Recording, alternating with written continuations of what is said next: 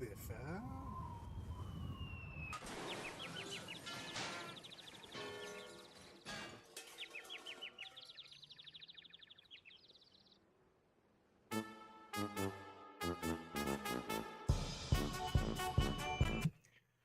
Afternooniest of afternoons, everyone. It's time to talk the Ks of 40. The 40s of K? It's not even 40K anymore. It's 41K. Let's be serious here. It is 41K. It is 41K. Oh, sorry. Yeah, they keep pushing the timeline forward. I mean, let's be real here. Fools. We have craziness going on right now. We had so many different things win over the weekend. I do smell of elderberries. I'm not even 100% what an elderberry smells like. But I feel that I definitely smell like them. So As long as you don't smell toast. As long as you're not smelling toast. that seems better. That does seem better than not. So we had some stuff. We had a lot of different armies. We had so much. We had all of the things, some of the stuff. I mean, let's talk about it over the weekend. We'll go into some specific lists, but Grey Knights. Why don't we talk about the event that we played at first and how we did?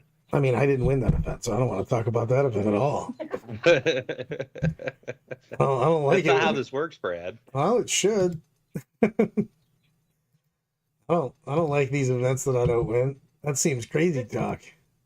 Why did you not win and what did you learn?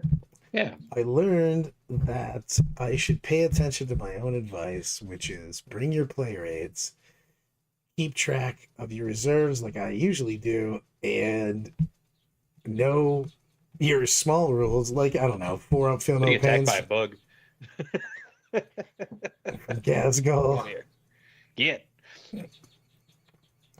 But Gazgul? yeah, I should have probably paid more attention. Uh-oh. So he forgot to give Gazgul for Oh, God. Major coming in. That Mexican man, $5. Merch check number 1. Where's my merch? True to his word. He said, you will never get a stop. I will immediately yell at you. True story, sir. I want to talk about this merch idea more with you. We got to figure out what kind of merch we're going to do. One has like to how be... many unicorns and how many old people are there going to be? Lots of unicorns. Thank you very much. So, Hunter's in here. Hunter's one of the people that made me say that I probably want Wolf Jail on my ATC team. That's a real thing that happened. Yeah, Hunters is great with this role.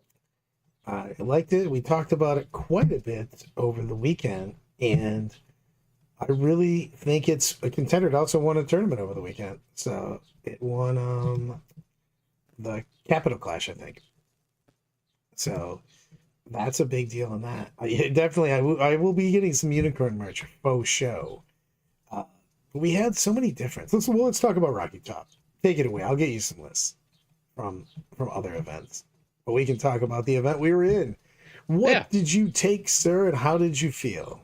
So I took a Kion Tau list and I went 6-1. And with after tiebreakers and everything that happened, I ultimately got 10th place out of 139 participants. One step below Mr. Bradchester. He beat me by like 1 point, one imaginary point on the internet. Made any difference. And then I ultimately lost to the person who won the whole event, Noah, with his Thousand Suns. His Thousand Suns is a real deal, man. It's been putting up big wins all over the turn. That is a thing and some stuff. You got put in a cage turn 1. Eloise was playing Sisters, and she made her record of, what was your record? Not a lot by a lot. Not a lot by a lot. I love everything about that. I was negative. I mean, we had so many different things. BAO Junior took Leeds of Otan and crushed with them.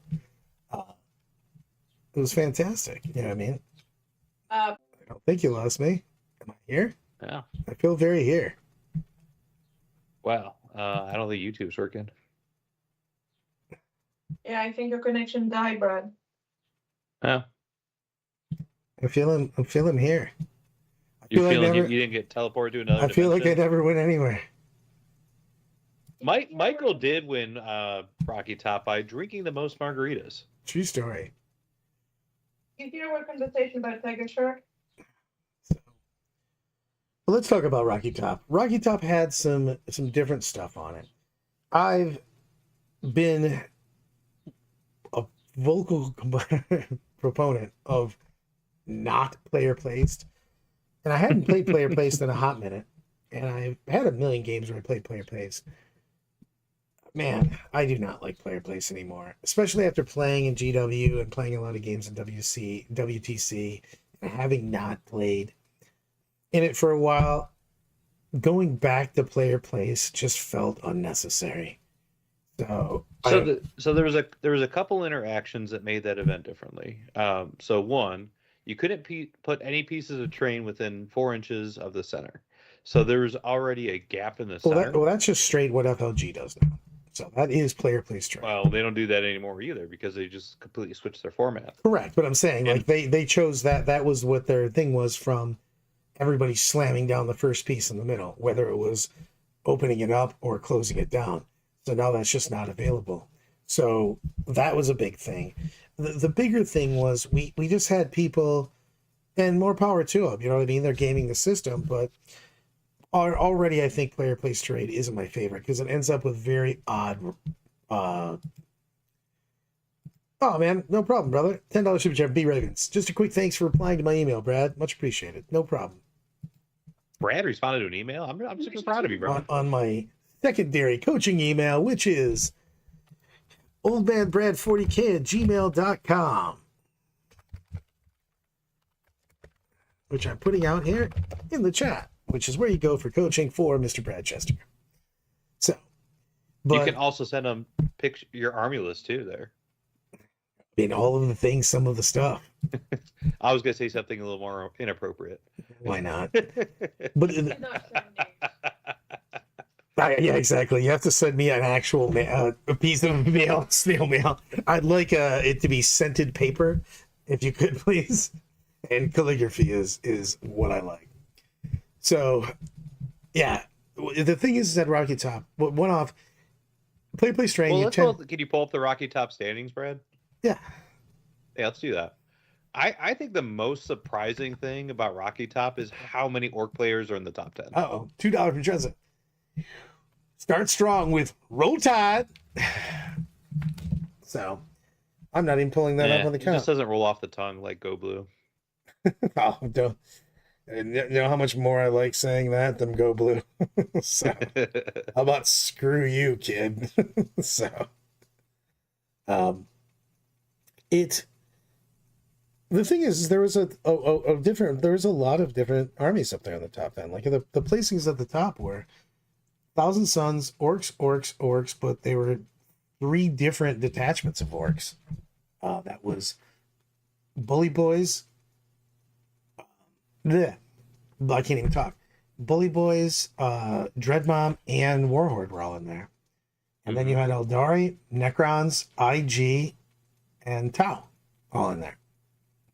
And both Steven played Monka detachment. I played the Coyote. I was saying, and you played Coyote detachment. I mean, we had even in that we had a large different amount of stuff. KR, I'd love to explain that to you because I hate flyers with the passion of 1,000 Suns. Anytime I can put them down makes me happy. So here's the reason that I didn't like the Tiger Shark, and Carly kept throwing it back at me because it does have a bonkers profile, by the way.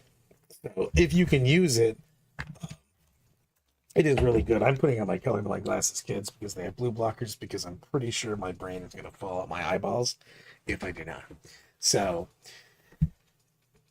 what the deal with aircraft is when an aircraft comes on, it starts in reserve. If it does not have hover, like we're talking about actual aircraft, when aircraft come in, they come in on turn 2, turn 3, and the base has to be, they come out basically like regular reserves do. They come out on a board edge within 6 inches. Now, why that's such a big deal with the Tiger Shark is the Tiger Shark's base is larger than 6 inches. So the only place that they could bring them out is legitimately in the corners where they can come out. That's the only place they can fit. Now, the rules for anything that has a super big base or a giant vehicle, any of those things that can't start completely on the board when they first come in. Oh, and or a vehicle, if it can't come in, so if you bring a giant tank and it just doesn't fit in your deployment zone, so you're playing Dawn of War or something and you have a tank that's bigger than 10 inches on all sides, what happens is it can come in, but on the turn that it comes in, it can't do anything. So if you started on board and didn't fit in your deployment zone, you wouldn't be able to shoot on turn 1. If you're a flyer and you were too big to come in, you wouldn't be able to shoot on the turn you came in. So they did say if he comes in the corners, there's enough room, and he can come specifically in the corners, and then he can shoot the turn he comes in. And the reason being is that it's a circle, not a square. So because of the overlapping 6-inch deployment zones, it actually fits. He drew us a Excel diagram of how mathematically this works and physically put the base on the table with tape measures to show, indeed, it does fit if you overlap the two different deployment areas. Yeah. It was kind of weird on that. So yeah, it does work. Next conversation over. It's also I think the biggest thing is, one, he received approval from the tournament organizers well in advance of the event.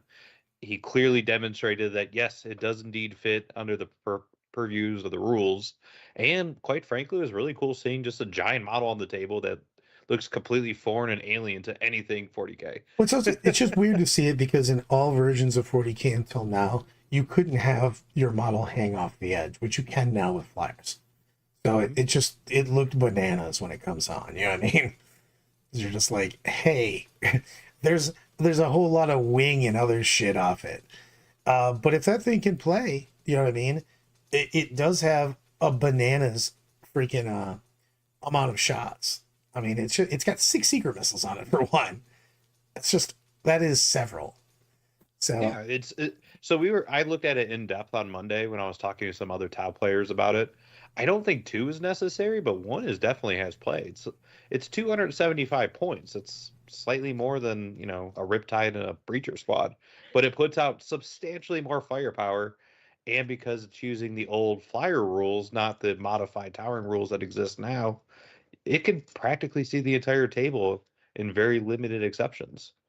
Nothing is hot. Nothing is safe from the Tiger Shark. And it's weird because it's where you measure your line of sights off too, because while it can hang off the side, you can't measure off the side, you know what I mean, for your line of sights. Yeah, going up and down over buildings made no sense if it's already flying. But I hate flyers of the Passion of 1,000 Suns.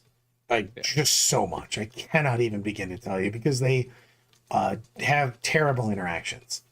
Because while they're flying up in the sky, somehow they block me walking on the ground. And that just drives me fucking Fear the shadow. crazy. Yes. Like I can't. They're afraid of the shadow. Yeah, like I guess the problem is that I don't like the flyer because of the fact that they can block my movement, but I can't interact with that base because they're flying, you know what I mean? So like it's one or the other. If I can't interact with me, you shouldn't interact with me. You know what I mean?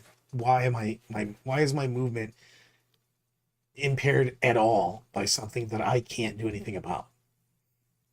So flyers have been silly since they were first introduced back in 5th, 6th edition.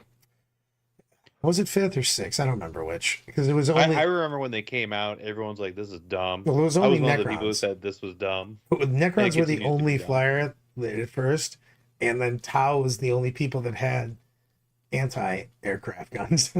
So that was just a weird setup. But with that being said, we had a lot of just even a rocket top, you know what I mean?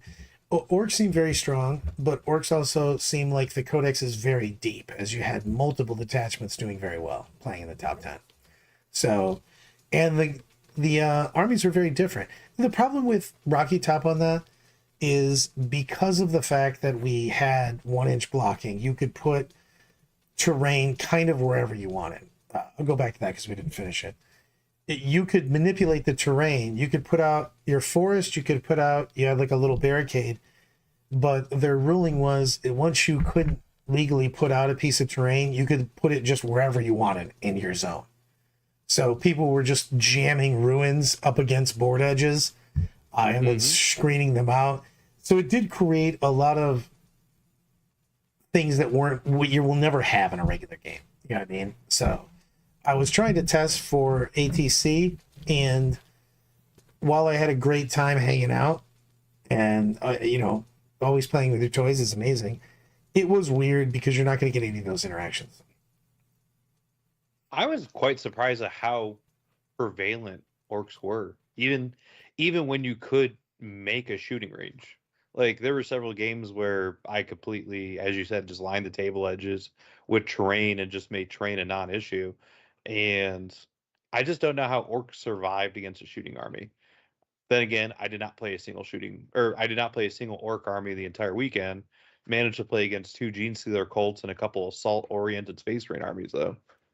For me, I just ended up making my terrain be all the way as far as I could go. I wasn't as concerned about my deployment zone. I was just setting up overlapping terrains, which is a big deal because I think that people made the mistake. A lot of the assault armies I saw that got in trouble being shot down got in trouble because of the fact that they covered themselves in their deployment zone, but they didn't give themselves terrain to go to. You know what I mean? You have to have the majority of your terrain where you're moving to, or you're just going to get murdered because your opponent is setting up just a kill box on his side. So you need to be able to stage 2 objectives without getting killed. No orcs would have been nice, Hunter. The other thing I noticed in several of the games that I play is that people had not practiced player place terrain, and the way they placed their terrain definitely impacted how their games went. And some of the games were over before we even rolled dice.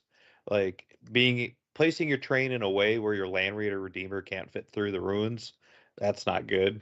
Giving yourself no places to stage your assault. It's the stage is the big thing, because you got to put your terrain basically so that it covers each other, where it's overlapping, and then you basically need to be able to go from point A to point B, or you're just stuck because you can't.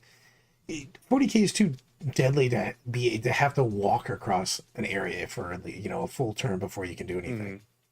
So that's just not happening. One thing that brought me a lot of joy, Brandon taught me how to do player place terrain on camera, and my people in the bottom of the middle approached us at the end of the tournament saying, "Hey, thank you so much for the video. I didn't know how to play a place terrain, and thanks to your video, it was actually a game." And the dude ended up with a better record than me, which doesn't mean much, but there's that, I do enjoy the fact that you called them my people. My people. My people. I love everything about that. I mean, we just have some weird ass boards, man. Like, Mark's made his boards weird. The Noah the Thousand Suns player kept making awkward boards. You know what I mean? And they were well within the rules. I mean, they weren't cheating. Yeah. You know what I mean? They were just using the rules and making the most advantageous board they could make. It just made weird 40K sense. You know what I mean? So. Well, the whole game is balanced for a specific set of terrain. And when you do not play on that very specific set of terrain, there will be imbalances. Yeah, but orcs proved all that wrong with 6 orc players being in the top 10. Or how many ever there are. That just means that orcs are broken no matter what. I don't know about that, because when you look at different things, like when you go to, like, for instance, you go to BAO, it was just Ben Urich in the top 10 with that. You don't see another orc player for a country mile. You know what I mean? Yeah. So I really think, I think we had a lot of the strong orc players. I pat myself on my back. My arms are way too short to reach my back. I was about to say, can you physically reach the back? I cannot. I can reach 0 places on my back with my little tiny arms. But looking at some of these other really popular events, like, orcs are nowhere to be seen in the top 5. Yeah, and that's what I'm saying. You have to have a certain level of play, and I think that people are starting to understand that, like, especially when you're playing against Bully. Well, Bully's a very nasty list, especially if you're playing another melee army. If you're playing some of the armies, like, I mean, a good GSC player, for instance, I think can just put that army on lockdown for multiple turns and just have no OC. if you go first against them and you just basically go, hey, enjoy being in this building as I go and, you know, an inch around, or you just can't make any go everything. Thank you, Matt. There go Matt. Yeah, There go Matt. We saw a great unclean one named after you. that is Yeah. true. I played against your biggest fan. He had a great and clean He had like 3 of them 4. and a character, Well, He had 3 good and and clean ones in Rodriguez. Three and a dude with a name. and one of them had your name on it. I don't know if it's a compliment or an insult. Always. I told the dude I would send you a picture. I took the picture. And you never sent it. You know what? I'm gonna go. I'm gonna go to the wall real quick because OnePlus has what I like. I think is my biggest thing with player placed. He goes, I don't like player placed because it just has an extra point of failure for players. Failure being a feels bad occurring in a game, where feels bads are exceptionally feels baddy. 100%. I mean, people were like really learning that if you put an L up against the board edge and then line it with models 1 inch away and you can't charge through it and you can't go around it, you're like, well, shit. Like this seems bad. JCMS is still AWOL for sure. Big And then, green orc bad congratulations to A ground Brian. smash. Brian taking World Eaters to a win up in Canada. Yeah, 100%. And I think that a lot of these armies have we saw this originally with Necrons. So I'll do before we talk about the state of the game, which I actually think is pretty good meta wise. I think that orcs are going to get the same thing that happened originally with Necrons, where Necrons win rate was just bonkersville, and then after, I think basically we had like what 3-4 weeks, and then the win rate really started to get back to normal because people started to understand how to play against it. And I think you're going to have the same thing with the orcs. And it might take a smidge on it just because of the fact that multiple detachments, just like Necrons, are good. You know what I mean? So you don't just have the one list.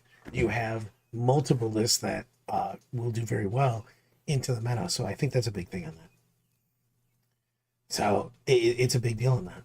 So I think that when you're looking at the game, you have to look, everything has to be, you have to let it play just a little bit. I do hate when we just decide that something's too busted. You know what I mean?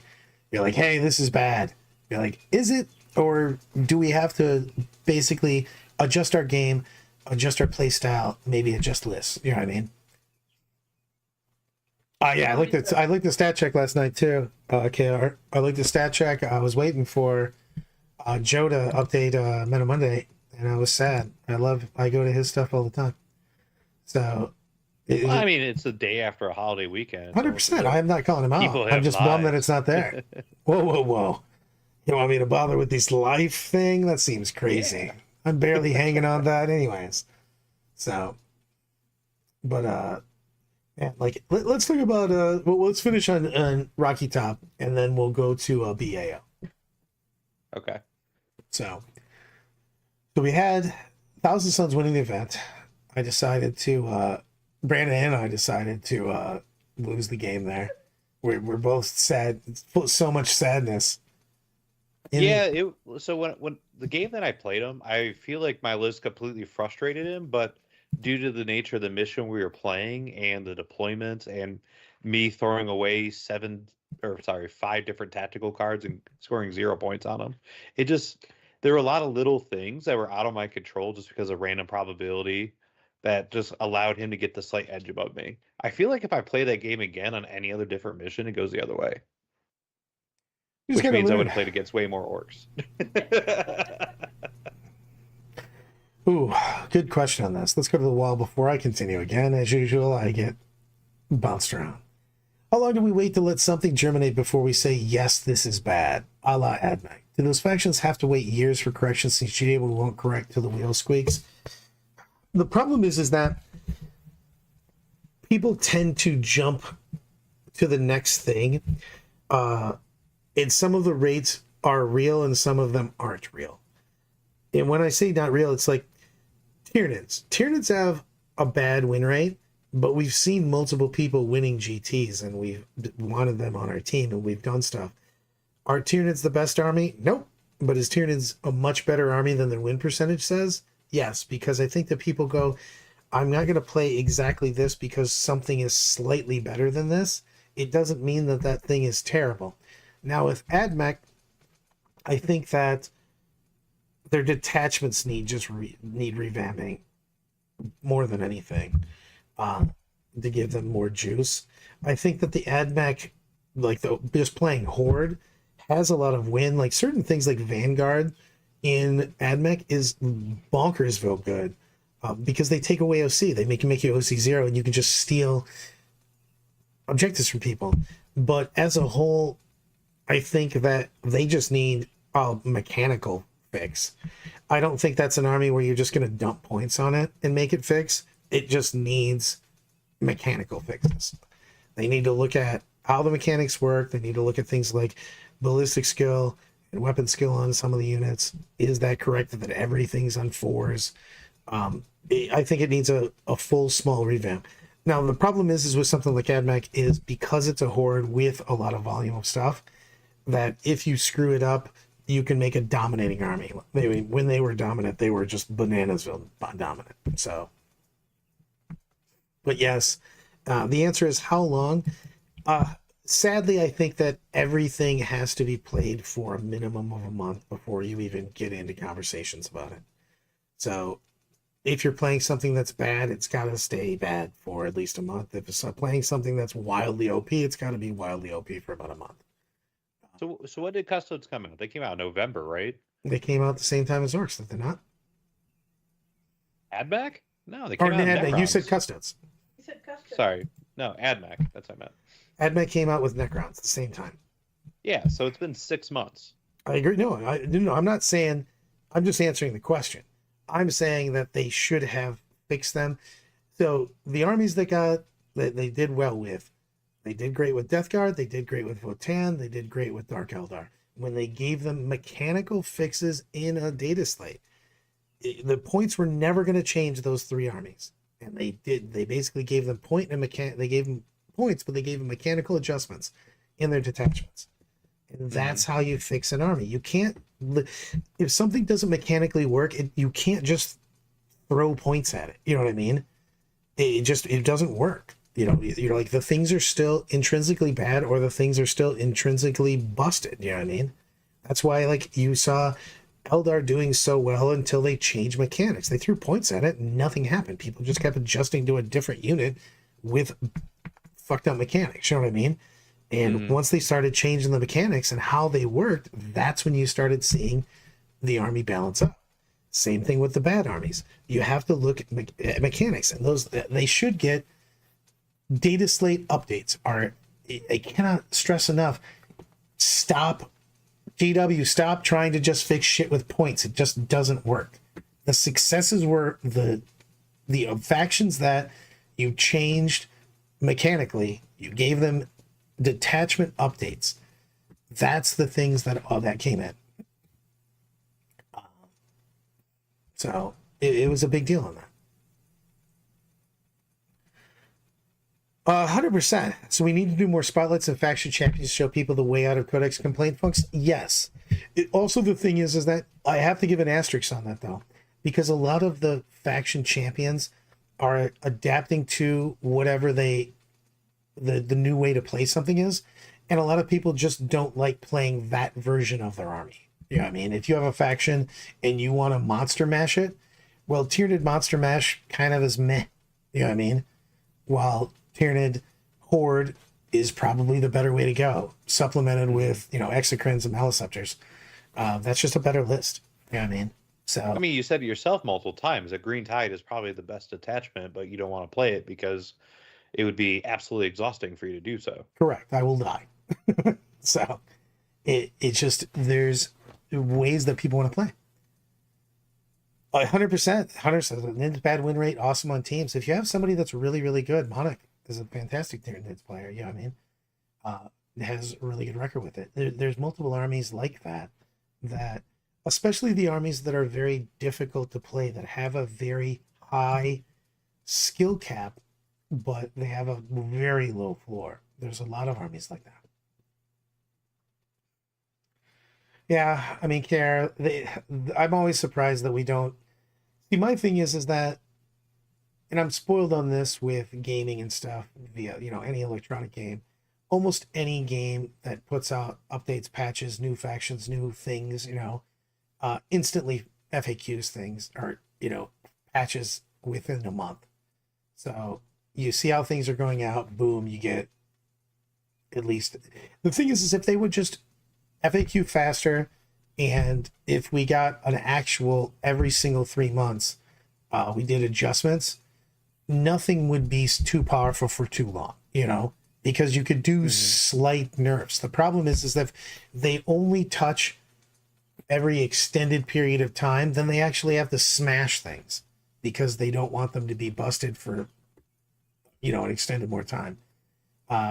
Yes, it requires more touching, but we got to go to electronic, and just, even for old people like me, you just have to have a living document there. So you can adjust mechanical rules, you can just points, you know what I mean?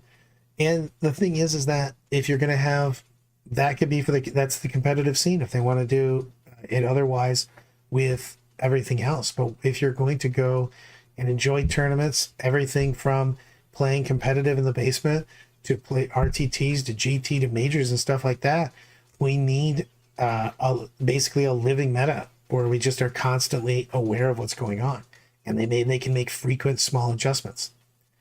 It's just a big thing, and it's bigger for I would rather have busted armies, but they keep adjusting the bottom armies, than I would them just nerfing shit and then ignoring the bottom armies. Nerfing the top doesn't make your admech, for instance, any better. You know what I mean? It just makes other people sad. So that's my thing on that, is you need to be consistently raising the floor. Yeah, you got to do something about problem children, you know what I mean? But if you're constantly doing small changes and taking care of the bottoms, that's how you keep the game better. I don't agree with Michael. Biannual missions is too high of a frequency. Oh, that's For what stupid people, that's stupid people like me who take some time to learn things, biannual is already too much. that's what they originally said they were going to do. Really? Yeah, that was And I don't original. agree with GDEV either then. Yeah, I like that because of the fact that missions make way more difference than anything faction-wise. Nothing you can do with a faction will be more powerful than missions and Changing how secondary you changes. score. Yeah. Yeah, because Yeah, but that changes to everything. this point, Brad, there's things that were FAQ'd and then they released a new codex and then went back on the FAQ that they FAQ'd and they haven't updated that. And it's just weird to me. Like, prime example. So in the index, when the index was launched, Azrael could not join a command squad because of the rule restriction on named characters. And then the Space Marine Codex came out, and then they did a Dark Angels FAQ that allowed it. Well, Dark Angels Codex comes out, and he lost the ability to join a command squad again. And now we're 4 months later after the release of the Dark Angels Codex, and he still can't join a command squad. Do I care? Not really. I mean, I think it would make sense for him to be in other units more than the command squad, but why can't the Grandmaster of the Dark Angels join a command squad? It's silly to me. Like, it's just fix it. It doesn't require a big in-depth document. Just make a new FAQ saying, hey, he You can join just the had to. squad. That's the thing. That's why I wish they would be touching these things more often. It's just, you could make small changes. You know what I mean? And the thing is that you can be as competitive oriented as you want to. Do you know what I mean? If you're playing at home, which the wild vast majority of 40K people are doing, you can use whatever the hell you want. You know what I mean? That's the thing. So, yeah. Let me get my mojo together. We're being harassed by a fly and I don't like that. I know, it keeps attacking me. It's dive bombing my head. True story. Army styles will change, and I like that keeps it interesting for me. But also, I do 40K stuff like every day, so I want as many banana changes as I want. I don't really know why I want banana changes, but We, do- the middle table people. I do kind of want a banana though. I need some potassium. We, the middle table people, would like some stability to have time to adjust. True, but you can stay with faction and just learn the play and not change. I mean, like most of this, I bounce because I have 40k ADD and I just want to go everywhere. But like, I was playing orcs because I just thought they were fun and I stayed with them, even though I thought other things were better because I just enjoyed that army. So Mhm. there's a lot to be said for finding something that you like and playing it the best that you can, as And opposed, having fun. Yeah. because I just didn't like, I didn't want to play. I mean, Eldar is my favorite faction, and I thought that they were a train wreck faction, and it didn't feel like Eldar, so I just didn't play them, even though they were OP.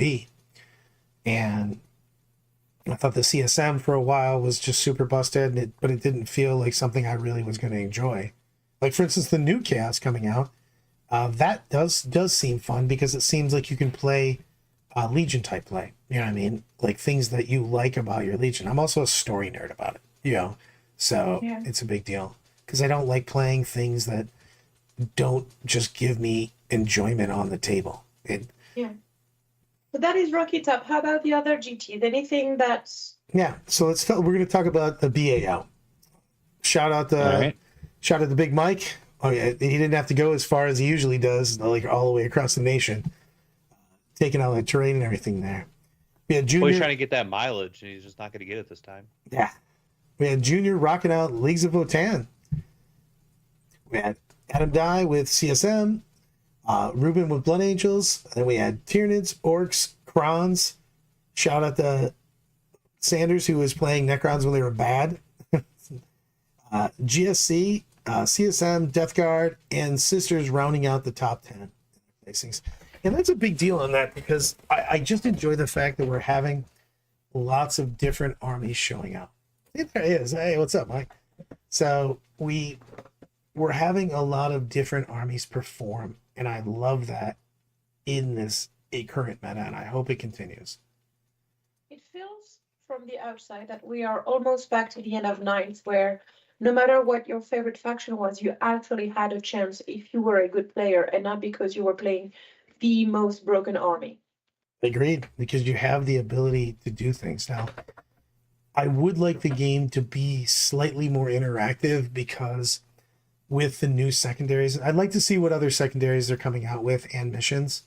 Because right now there are games where it feels like you can just play by yourself, you know what I mean? And just score and do things, depending on the deployment, stuff like that. But I would like a little bit more for that. So, I would like some more choice with playing tactical cards, like draw 3, discard 1. yeah, something like I'd that. love to have those built into your army though. Like if you could buy an enhancement, that would be amazing. If you could draw 3, toss 1 or shuffle 1 back in, would be amazing. It would be even better. When are they going to nerf Death Watch? Someone would have to play it to let them know that it's OP. I mean, that's what I'm saying. Armies don't make things uninteractive. Missions and secondaries make things interactive. You know what I mean? Armies are just armies on that. You can make the joke we were talking over the weekend was, I make the same army no matter what faction I play. It's just a different color, basically. It's the same army. I figure out how to make a trash list that moves around quickly, and there you go. That's what I make with every single faction I play. I mean, you did take substantially more trash compared to the previous weekend, and now you're talking about taking even more trash True moving story. forward. Like, I saw the secret tech that you're talking about, and it's interesting. Excuse me. It was Zodrog Banana Ninja. That guy might I'm go ready on my to list. see this in action. I'm actually thinking about it. I really enjoyed it. That's a big deal talking about it. I mean, we're talking about a meta recap, but we're obviously we go all over the place because I'm a child and I bounce around. But I think it's so important that you take an army that you think is fun. I don't care how powerful your army is. If you just don't like playing, not even just like, if you don't love playing your army, you're never going to have enough fun. And I do think that you're not going to perform as well as you can because you're not going to spend as much time playing with it, looking over it, reading your rules, looking at the things that you can possibly do and figuring out your matchups and your game plan if you just don't love that army. I just love playing. This is a super fun army for me. Like when I was looking at whether I wanted to play, Bully Boys or Warhorde or Green Tide, then I realized that would put me in the hospital instantly. The exactly Brad Mobility Chester, and it's a big thing on that to make sure that you have the best army. You'll do so much better, I swear to God, picking what you want to play. I mean, I was talking with you over the weekend. We were talking about what Brandon and moving forward. Like, hey, as long as I like the army, I'm gonna do pretty well. No matter what I put on the table, as long as I enjoy it, I'm gonna have a good time. And that's just a huge deal. And it did seem like you were having a great time. Sorry, I took my camera off because I'm sneezing like a madman. I just like playing that army. I like playing armies that have lots of, for me, I like playing armies that have lots of, that pose lots of questions and can answer lots of questions. And you have to find the style of army you want. It doesn't matter if somebody says that this is the best army and it's an all shooting army and you love playing assault. Well, just don't play that fucking army. I'm sorry, but you're just not going to like playing it. You're also not going to do that well with it. I don't care how OP it's supposed to be. Same way around. If you enjoy shooting and whatnot, or if you're like me and you want to play trash, I just don't play a lot of Death Star-esque, very few unit armies. I mean, I start to get allergically sneezing if I see a model that was over 100 points. So, yeah, I'm allergic to all the trash that Brad's taking. Yeah. Well, we just talked about Grotz, and I just started sneezing like no tomorrow. All of the exactly Power Rangers. Woo-hoo! I mean, it's a big deal in that, there is a bad news 1+, 100%. They do have to make sure that you can either shuffle back in or discard things that are just almost impossible to score in turn one. Doing capture enemy outpost and behind enemy lines sucks. Or like assassinate and capture enemy outpost. You're like, all right, cool. Are any of your characters just standing out in front of me? No. Do you have 1,500 points of your army on your home objective? Yes, sweet. It's a big thing on that. You have to have. I do think you need more trash than ever right now in this meta, because of the fact that you have to accomplish so many different things. I talk about it all the time when we talk about building lists, which is you have to have scoring, you have to have move blocking, and then you have to have damage. And those first two are a lot of trash. You have to have something that serves that role of, hey man, what am I just not getting run into in it? So it's a big deal. Exactly. Or the playmaker just goes, screens are for bums. I'll just bring tanks. So, but play the thing that you want to play. It's a big deal. But you see a lot of the top lists, they're bringing more and more shit. And if you look at all of these lists that, like for instance, the BAO list, all of these things had just shit tons of mobility too. Jesus. You gonna survive, buddy? I don't know. I don't actually know if I'm gonna survive. I'm pulling for you. I hope I survive. I have to get that title of best Tau. I love the fact of what you live for. By living for my wife, no. Best. If you were living for me, we would know about it. You just bring Canoptic Grace the screen for themselves. True story. It's just, but you do have to find out how you're gonna do stuff. I mean, it's a big thing in this meta right now is to have a plan. And I can't stress that enough. Is you can't just reactively punch your opponent. You're not gonna win for that many games. So that it works sometimes. It doesn't work all the time. You have to have a way that you're scoring and doing things. That's what we were talking about yesterday, which is I woke up to my table. I know what I meant to score. I have no plan on how I'm going to make it happen, but I know how I meant to score. And that's what you got to plan. And you just got to make sure you have the units to do it, and you just practice putting models down on the table and making sure that you can accomplish these secondaries. Like I put certain units in reserve to make sure that later in the game I could get behind enemy lines, or I have what methods of redeployment, or I'm able to position my scout moves to get investigate signals for at least 4 points. So Or you I gotta could, make sure I'm setting myself up for success. you know what you should do with some of your reserves? Bring Hmm. them in. That's very important, Brad. Hey, you know what I do? I set it on the table next to me, and I say, "Hey, these are coming in through strategic reserve or deep strike." I also did that, and then I just didn't. I talked a lot about me bringing in my reserves, and then I just went about my day. That is not. KR, as soon as the results of this tournament post, I will be #1 top player. Woot But woot. I have to survive that long. You sure? Just table your opponent if they can't score. But you can. Best radical awesome dude. Thank you very much. I mean, the thing is that that doesn't always happen. So you do have to have a plan after that, because a lot of that was, I actually think that was my favorite text over the weekend. So Mr. Sean Dice with Rice brought a wildly killing double aggressors Marines list Hmm. and was just putting hundos on people. And then he went into Bully Boys on Sites of Power and bounced.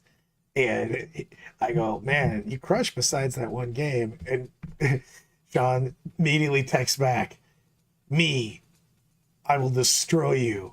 My opponents, oh no. Bully Boys, no. So you have to have a plan to score after the opponent decides to rudely not die. So How rude! So rude. How rude of them to survive through 100 shots. true story. You're like, nope, still here.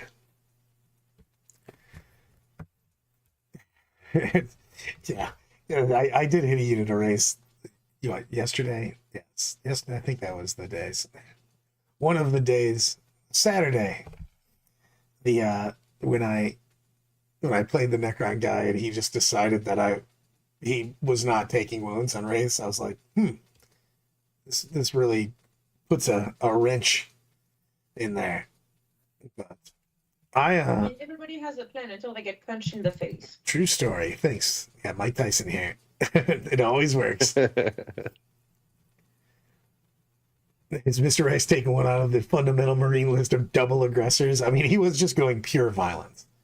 I Yes. give him shit about that. I go, your plan besides killing everybody is to try to kill them again, I guess. Just go. Well, one of those aggressors were deep striking, so that's pretty cool. I mean, the list had mad damage. It's just, oh no, they didn't die. And then they went, I'm going to punch you now. Genome needed to stop stacking durability buffs. So they don't understand additive versus multiplicative. That is a real thing.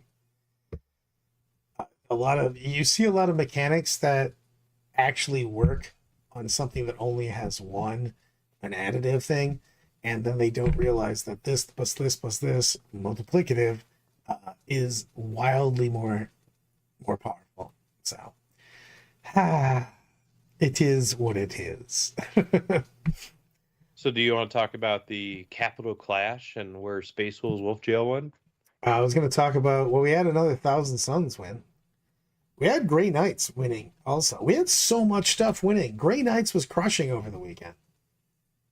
They were doing really well. And do you think that's because of the prevalence of Thousand Suns and the prevalence of demons? It's just, I think that people are starting to, yes, but also we're getting more not just straight vehicle armies. And they weren't super great in vehicles, but they have been upped a little bit into vehicles. And a lot of armies have a problem dealing with that much 2-up armor, but also that much 2-up armor, they can be anywhere on the damn board.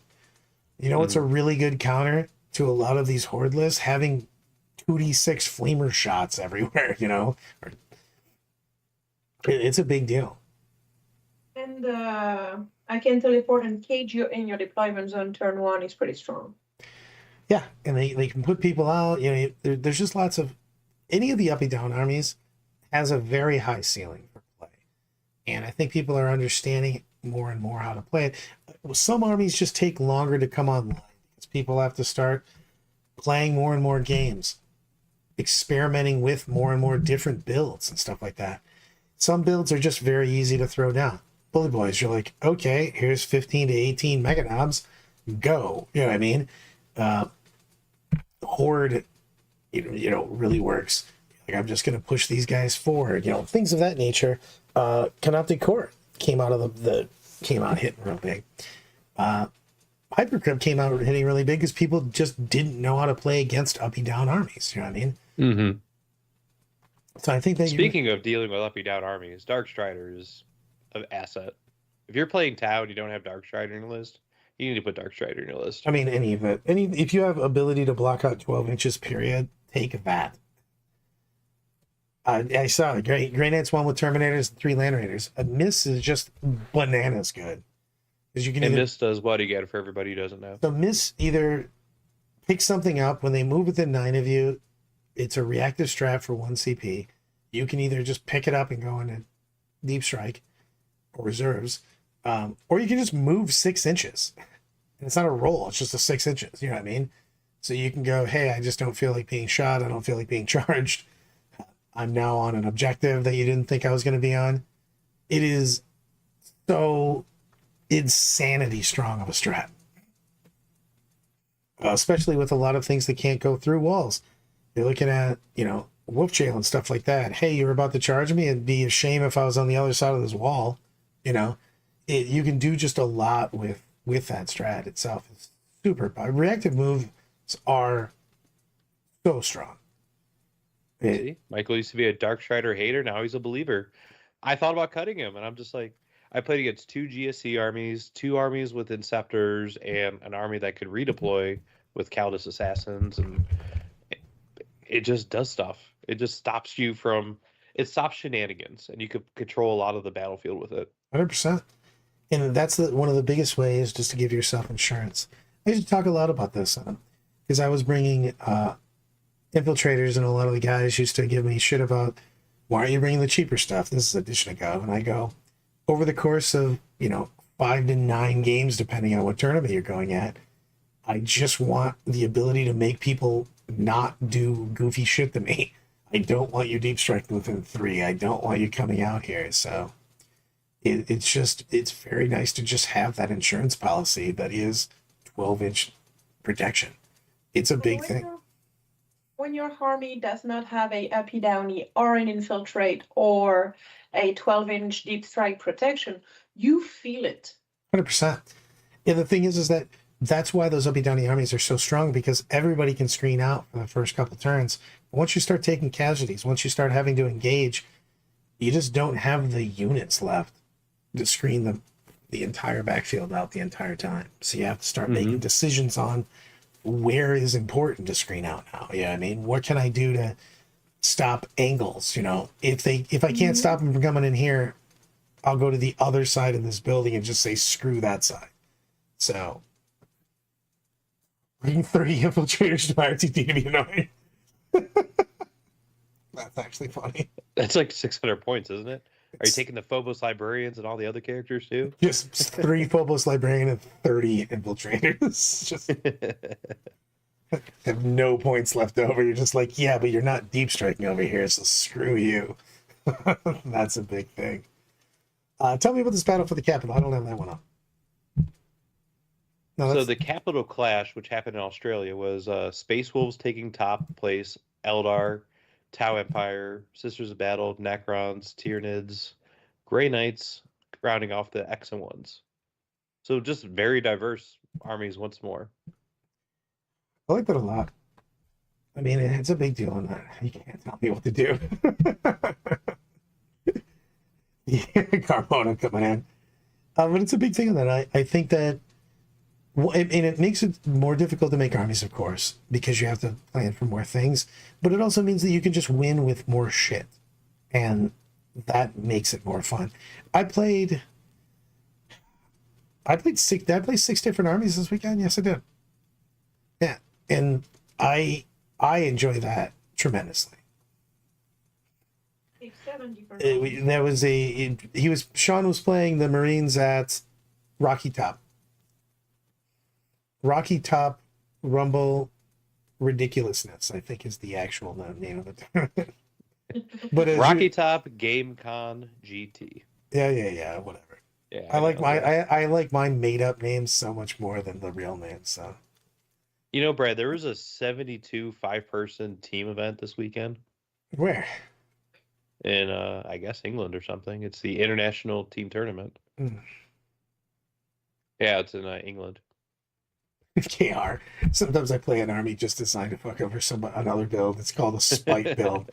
Yeah, sure, I'm not going to win the tournament, but neither are you. Oh, that's glorious. What were your Yeah, recaps? actually, Sean Rice, he lost to Mark Perry on the Patreon team Patreon 4 stream Games for Live. Joe. So if you want to check that game out, that's where you can watch that one. I did talk about BAO a little bit, Carmona. I just, there was some serious pew pew going on at BAO. There was a combination list. I liked it a lot. I thought BAO had a wildly competitive and diverse lineup. I still haven't been to a BAO, by the way. I want to show up. This would have been the one to rock out. Because, man, that was a crazy lineup. Their top 10 was just 10 different armies. That was crazy. Mm-hmm. I mean, that's just super cool to me. You know what I mean? When you I want to meet this guy who was playing the GSC, where his name was Floof. Dude, GSC is a bananas good army if piloted by a great pilot. Ooh, that army can just do shenanigans. I mean, Pedro, he went 5-1-1. Yeah. At Rocky Top. I'm not sure on that. I think BAO did. For anybody who was at BAO, did they use the new train layouts? Yeah. Thanks, Carmona. I was to say I thought they were. So I believe they are, and I know Atlantic City Open is as well. Yeah, I'm looking forward to that. I enjoy just set terrain, to be honest with you. Whether it's optimal or not, I just like the idea of just this is what we're playing. Go. Saves time. You don't have another mini game to play before the game, so it's just a huge deal to me. So. Talking about mini game, the first 2 games of Rocky Top, where you place your own terrain and then you place your own objective and then you create your own objective, like that's for Rocky Top. It made your head explode. For Rocky Top, for everybody, we played Chosen Battlefield as our first mission. So you were choosing your own adventure on that one. So not only are you putting out the terrain, but you're also putting out the objectives. And then you also had to find out that, oh yeah, there's some special rules on the terrain. So it was Well, they also did a last minute FAQ where the center objective or one of the objectives had to be put in the center. Which was good because Originally, that's how they play it all the whoever time. won the roll off places 3 objectives. Yeah, which is trash fire. So, and then we played the ritual on 2, which was crazy town. Way too many games within the game for normal people. Maybe you guys had fun. Normal human beings. We, the normal human beings. Yeah. You see, Carmen's like he wants the people to not know it until it goes in blind. I don't mind that either. It's just I want the terrain to be fair. That's it. The thing is like one of the European tournaments, I think it was one of the English tournaments, actually had a tournament where they used one of the WTC layouts, one of the GW layouts, and one of the WCT, GD, and the UKTC. And they used those and they rotated through them on so you could play on all 3. So you couldn't tailor your army for any one thing, which was kind of wacky. Let's promote Well, some you stuff. figure a lot of the team tournament events, or I guess like the War Masters Cup at WTC, like they're using the 8 different layouts, and it just depends on what table you get on. Yeah, it would be nice if they had something also that could make it so that you kept playing on different, you know what I mean? So that you weren't only playing on one. Which would be a big deal. So, Other girls. tell me about Still Frosty. Oh, well, Still Frosty Gaming is my website if you want customized bases, terrain, or display boards. I actually provided the stream table for Rocky Top Game Con, and I was very happy to see it being used over 7 games, and I didn't see any alcohol spills on it because I think Brad was banned from that table. So I didn't play on that table. I'm taking the kids to Cedar Point this year. Any recommendations? If only my brain. Kalahari's fantastic. It's roller coaster time, buddy. Well, they just have the last 3 years of 3 coasters they've added were boss mode, and that makes me sad that I can't rock the roller coasters anymore because I'm a Raptor fan. The Sky. God damn it! What is the one that goes over the entrance? That one. I never got the chance to ride it because I moved away before it was done. Oh, So you didn't go to that one? That one is so I really like good, the dude. Maverick though, where you go like the 90-degree drop. I mean, the Maverick's a big, fast coaster. It's just I like the overhang, the one. It's just so smooth, and it just gives you get to see everything going on. And it just gives you a good feel. It's a great park.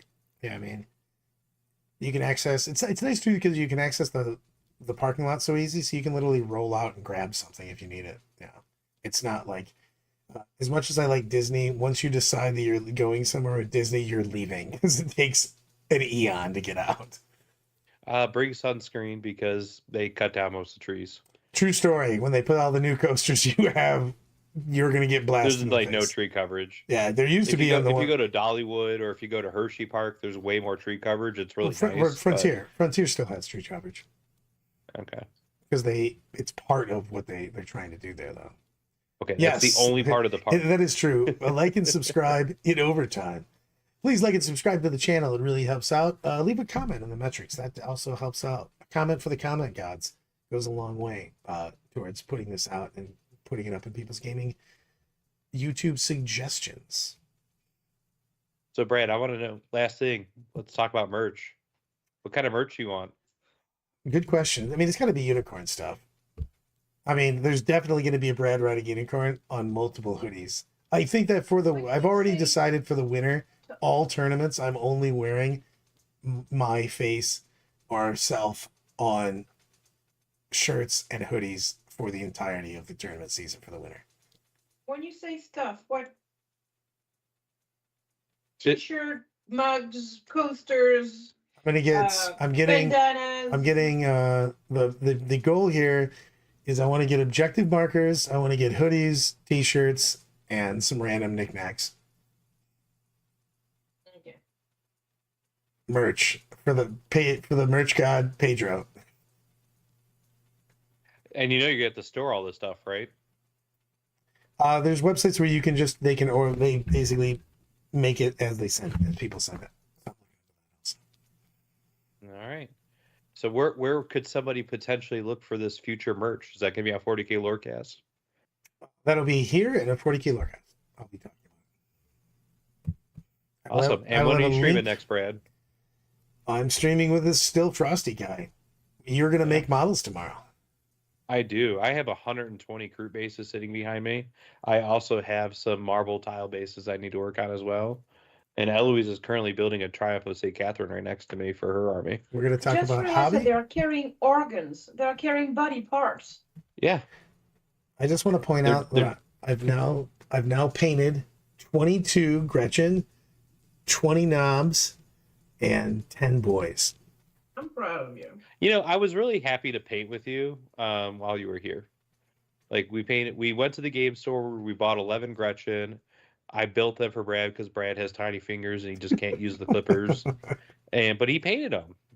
And he followed Jason Snowski's painting method.